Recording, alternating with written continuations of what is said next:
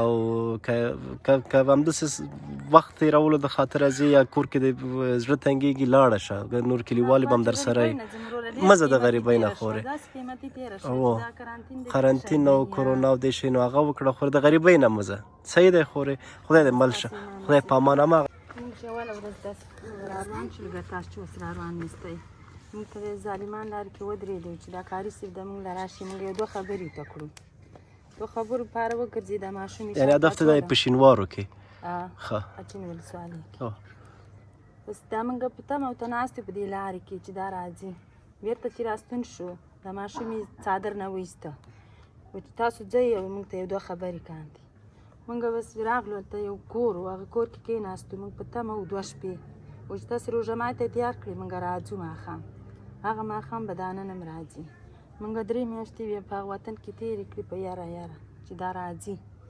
هغه رانغی نن سبا پورې بیا مور ابسې راغله داسې په غرو یې وخېجولو داسې کوټ په ولسوالۍ راوستو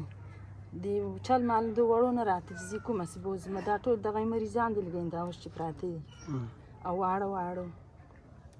داسې بیا راغلو په دې غرو یې وخېجولو هغې نه چې راغلم ورور سره مه کور و په ور درېیم بنا کې هغه ځای نه بیا نو هغه کلي خاوند راغی کور نه یې وایستو دلته هم کور شو هغه ته چې بیا راخفه شوم ورور مه کري خلاصوله د لانځه کې کور ونیو په 5,000 روپۍ یو ما وښی و یو ما ورور هغه وویلې چې ته به کوټه کې موږ به خیمه کې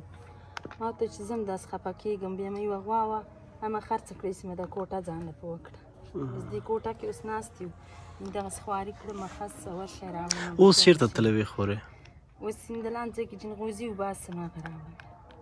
بیا هغه تا ته پیسې درکوي نه څه شی درکوي موږ دا خست راوړو او دا چې بیا څوک پیدا شي خرڅوم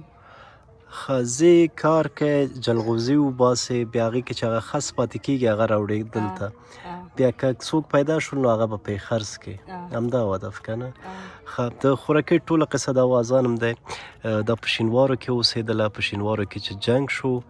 دوی غوښتل چې کډه راوباسي کله چې کډې حرکت کړی پر لاره کې کسان ورته راغلي خاوند یې ورته ښکته کړی دوی هملته تر یو څه وخته پورې منتظر چې اوس به راځي اما تر ننه پورې خاوند درک ونه لګېد بیا راغلل ته چېرې کور د خپل ورور او د اوښي سره په کرایه نیولی و هغې کې فکر کوم یوه کوټه وه هغوی په خیمه کې وو دا په کوټه کې وه بیا دې ته دا ښه نه ښکاره کېده چې کرا هم هغه ورکوي او هغه د په خیمه کې اوسېږي بیا غوا یې لرله غوا یې خرڅه کړه ځان ته پرې دغه کوټه آباده کړله دا اوس هم موږ تقریبا 20 دقیقې ته خوراکۍ ته منتظر وو دا تللی و او هغه د جلغوزو هغه یې راوړي دي چې بیا دا واخلي و خرڅې کړي هغه پیسې ورته چا رالېږلې وې خانزرین الله ستاسې ایمان نصیب کړي الله که د مو اجر درکړي چې چا دوی ایمان سره مرسته کړې الله دې زموږ د حال نه وساتي الله دې په ژوند کې برکات واچوي الله دې خوشحاله کړه 4,000 ادم د خانزرین ورور ته دعا کوه خوراکۍ او زه که درته یوه خبره وکړم خورې دغه جلغوزو ته مه ځه موږ صحیح دی منو موږ یو 2 میاشتې رانغلو یو څه مصروفه وو اما موږ په یاد وې دا نن هم سبا ما سفر درلود ما چې د هغې نه مخکې زه تاسو ته دغه امانت در ورسوم چې په تمه پاتې نه شئ نو ته هغه وکړه خوراکۍ که خپله خوښه دی یعنې مجبوره نه یې چې د مجبورۍ نه لاړ شې ته جلغوزي هغه کې ټوله ورځ هلته تېره کړې هغه دی پیسې لرې تا پې تر بلې میاشتې پورې ګزاره کېږي که ګزاره دې پې نه کېدله بیا هم ستاسې ایمان نصیب که هغه خبره خو دا خو بچي مې دغه مریضان دي دا مې 2 پیرې منونه هم کلینیک ته کړي مغ جنغوزي نه تلمه یو مکتب نه راغی مریض و دا دواړه په کټ پراته دي او دا پوهېږه دا هم د جلغوزو مریضان کړي هم دي دا به دتمن ځان سره وړي دا یو سبق لږ سبي او مازدیګر دا ورته موږ خورې بیخي په ارامه زړه لکه خپل ورور ته چې وایي دغسې موږ ته ویلی شي خورې ما په تا نه پیرزو کېږي چې ته لاړ شې هلته جلغوزي ووهې او هغه وکړې یعنې چې زه لږ مخکې خبر شوم ما تا پوښتنه وکړه ته کور کې نه وې نو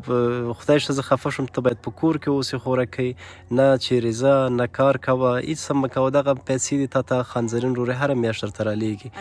نو هغه وکړه خوراکۍ مه ځه ماشومکان دې ډاکټر ته ویسه او که همداسې